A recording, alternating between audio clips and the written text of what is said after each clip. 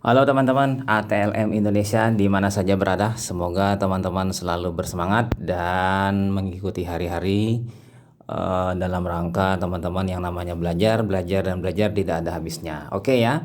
Semoga teman-teman selalu sehat dan diberikan rezeki yang melimpah. Kali ini kita membahas soal-soal latihan UAS, tryout, UKOM, SKB bagi ATLM ya di channel ATLM Indonesia. Kita tidak terasa masuk ke bagian 3 untuk kedalaman D3 D4 TLM. 8 soal yang kita bahas tentang plebotomi mengenai penusukan pena pasien. Jadi kita di sini belajar dan belajar terus sehingga ilmu kita tetap berkembang dan tetap maju ya. Oke ya, kita lihat soal pertama yaitu prosedur ideal untuk penusukan jarum pada vena adalah titik-titik, kecuali yang A pegang lengan pasien dengan ibu jari di atas dan jari-jari yang lain memegang di bawah. Yang B dengan ibu jari tarik dan kencang kulit di bawah daerah yang akan ditusuk untuk menjangkar pena agar tidak bergerak atau oleng. Kemudian yang C, daerah yang akan ditusuk diberi antiseptik alkohol 70%. Kemudian yang D dengan gerakan yang halus, secepatnya tusukan jarum lereng menghadap ke atas. Atau yang E, hentikan gerakan maju jarum ketika dirasakan tahanan sedikit berkurang yang menandakan ujung jarum telah masuk ke dalam pena. Jadi di sini yang bukan yang mana dari 5 opsi tersebut? Jawabannya yang benar adalah yang C. Daerah yang akan ditusuk diberi antiseptik alkohol 70%. Karena kini ini sudah kita mengarah ke penusukan, jadi tidak ada lagi yang namanya proses pemberian antiseptik ekstern ya. Jadi di sini keempat-empatnya sifatnya adalah penusukan. Jadi di sini yang tidak benar adalah pemberian antiseptik. Kita lanjut ke soal nomor 2. Berikut ini tahapan yang sesuai untuk memasukkan jarum pada vena pasien adalah kecuali yang bukan ya. Dorong tube ke jarum sampai ke ujung holder. Yang B gunakan ibu jari untuk mendorong tube sementara jari telunjuk dan jari tengah memegang ujung tepi holder. Kemudian yang C, darah akan mulai mengalir ke dalam tabung dengan gaya gravitasi dan daya vakum. Kemudian yang D, lepaskan tourniquet sesegera mungkin. Kemudian yang E, idealnya biarkan tourniquet yang terpasang lebih dari 1 menit agar perfusi darah baik. Ini berlawanan ya, D dengan E. Jadi jawabannya yang kecuali atau yang bukan itu adalah yang E. Idealnya biarkan tourniquet terpasang lebih dari 1 menit agar perfusi darah baik. Jadi yang benar itu sebenarnya malah tourniquet yang dilepas. Namun ada beberapa prosedur yang mana tourniquet bisa dipasang saja asal tidak lebih dari 1 menit proses pengambilan darahnya. Oke ya, lanjut kita ke soal nomor 3, masih di channel ATL Indonesia. Hal berikut ini kurang tepat dalam mengisi tabung vakum saat plebotomi adalah titik-titik. Di sini yang bukan ya. Yang A, jaga posisi tabung sehingga darah dan penambah dalam tabung tidak menyentuh jarum. Kemudian yang B, jangan diisi tabung sampai hampanya habis dan darah mengalir berhenti. Kemudian yang C, pegang jarum dengan stabil saat tabung ditarik dan dimasukkan. Kemudian yang D, jika tabung berisi penambah, balik dengan lembut beberapa kali setelah dicabut untuk mencampur darah dengan penambah. Kemudian yang E, pencampuran tambahan bisa dilakukan saat tabung lain sedang diisi. Jadi sini adalah yang bukan atau yang tidak tepat atau yang kurang tepat adalah jawabannya opsi yang mana kira-kira teman? Nah inilah teman-teman yang kurang tepat adalah yang B. Jangan isi tabung sampai hampanya habis dan darah berhenti mengalir. Jadi sebenarnya malah di sini isilah tabung sampai hampanya habis dan darah berhenti mengalir karena tiap tabung vakum itu memiliki daya isap yang sudah dibuat perusahaan setepat ya.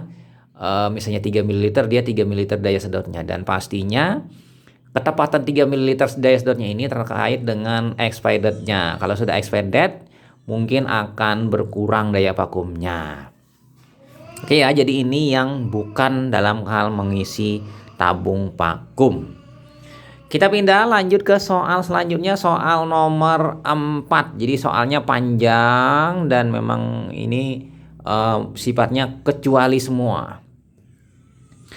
Berikut ini prosedur yang benar mengenai cara mencabut jarum dari vena pasien saat plebotomi.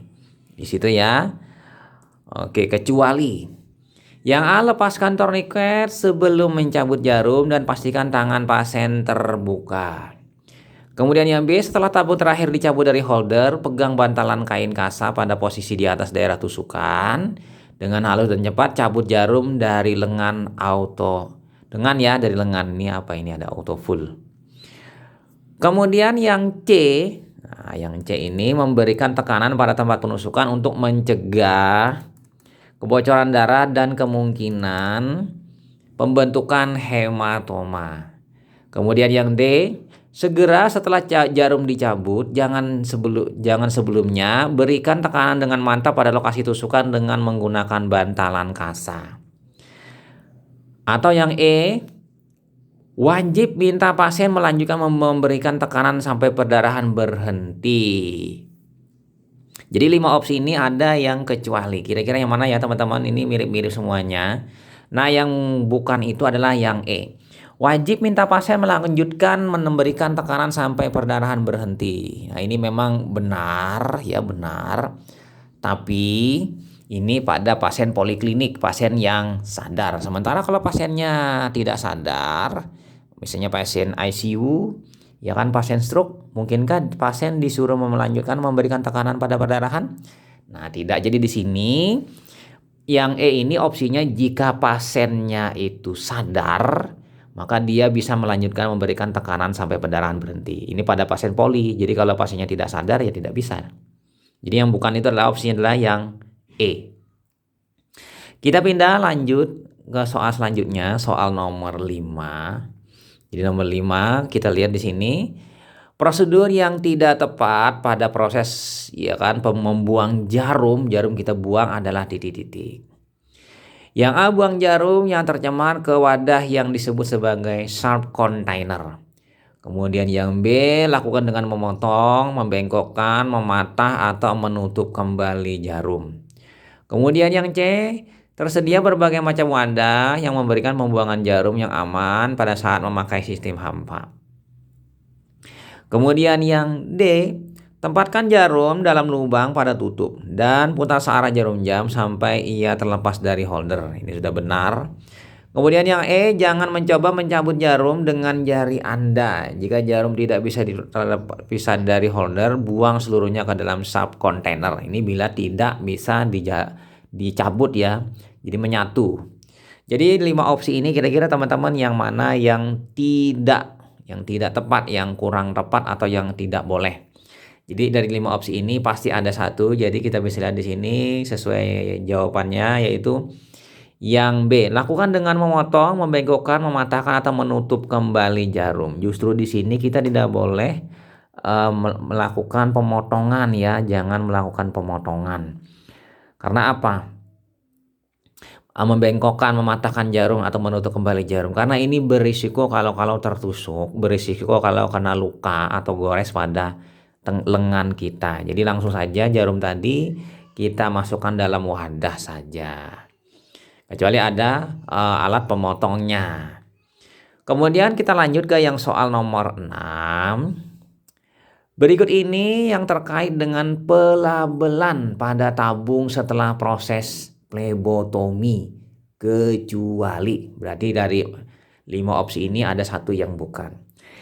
Yang A, selalu periksa betul tidaknya informasi pada label tabung. Yang B, seluruh informasi pada label harus tepat. Kemudian yang C, beri label pada tabung setelah diisi selagi pasien masih ada untuk mengurangi kesalahan identifikasi spesimen. Kemudian yang D, jika informasi lain harus ditambahkan pada label, misalnya puasa, waktu kepengambilan, tulis dengan tinta, jangan dengan pensil, ya kan? Atau yang E, Label sebaiknya yang mudah terlepas dari tabungnya. Jadi di sini yang terkait dengan pelabelan yang ya kan di sini kecuali adalah label sebaiknya yang mudah dilepas dari tabungnya. Jadi label ini sebenarnya yang merekat kuat, ya kan? Walaupun bisa dilepas tapi tidak mudah dilepas. Karena apa? Mencegah tertukar dengan pasien yang lain. Jadi kalau sudah ditempelkan dia merekat kuat, namun bisa dilepas. Berarti tidak mudah dilepas, seperti itu ya. Nah, kita pindah lagi ya teman-teman ke soal selanjutnya, soal nomor 7. Berikut ini yang termasuk hal yang jangan pernah terlupakan pada saat pelabelan adalah kecuali. Ini berarti yang bukannya, ya kan, yang lawannya. Yang A memberi label tabung sebelum venipunktur. Kemudian yang B meninggalkan ruangan pasien rawat inap sebelum memberi label pada tabung. Kemudian yang C menyuruh pasien luar pergi sebelum memberi label selesai. Kemudian yang D memberikan label menggunakan label yang melekat kurang baik dan mudah terlepas. Atau yang E memberikan label dengan konsentrasi dan fokus pada satu pasien. Jadi di sini jawabannya yang jangan pernah kita menganukan di sini rata-rata semuanya ada di opsi-opsi ini, ada tapi satu yang tidak ada. Nah, jawabannya yang tepat di sini adalah yang E. Di sini jangan pernah, ya kan, berarti hal-hal yang berbahaya ya, misalnya lupa memberi label kemudian meninggalkan ruangan sebelum memberi label, menyuruh pasien keluar dulu sebelum label, memberi label yang mudah lepas. Jadi di sini yang jangan pernah, yang kecualinya adalah yang benarnya adalah memberikan label dengan konsentrasi dan fokus pada satu pasien yang dihadapi. Oke, lanjut lagi, kita pindah ke soal selanjutnya nomor 8. Berikut ini yang sesuai dengan hal-hal mengangkut tabung setelah plebotomi adalah kecuali. Jadi tabung tadi kita angkut mungkin satu rak ke ruang pemeriksaan. Kecualinya ya yang bukan dari 5 opsi ini. Yang A, ketika mengangkut tabung melalui jalan koridor umum ya, lorong, tempatkan mereka dalam wadah sekunder untuk memperkecil risiko bocor dan tumpah. Kemudian yang B, wadah sekunder tersebut harus secara jelas diberi label biohazard. Kemudian yang C, setelah tabung berada dalam wadah, segel sebelum diangkut, ya kan, kita segel dulu ya. Kemudian yang D, pengangkutan tabung dengan menggenggam tabung pada tangan sepanjang jalan agar tidak dilihat orang lain. Atau yang E, dengan kuat tempelkan permintaan pemeriksaan pada wadah sekunder tersebut. Jadi di sini yang bukan jawabannya adalah yang E, yang D maksudnya ya. Yang D warna biru, pengangkutan tabung dengan menggenggam tabung pada tangan sepanjang jalan agar tidak dilihat orang lain. Ini kan misalnya contoh pada kasus pengambilan spesimen pada cuma 1 orang saja di ruang perawatan misalnya. Dia yang melakukan sampling dan samplingnya kebetulan hanya 2 saja untuk darah rutin dan kimia ya, tabung ungu dengan tabung merah. Akhirnya dia genggam dengan tangan tadi sepanjang jalan agar tidak dilihat orang lain.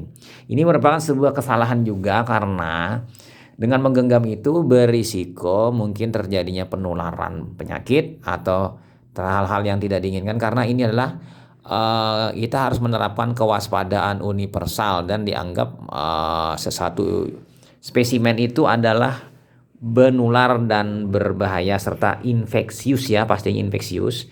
Makanya dikatakan biohazard.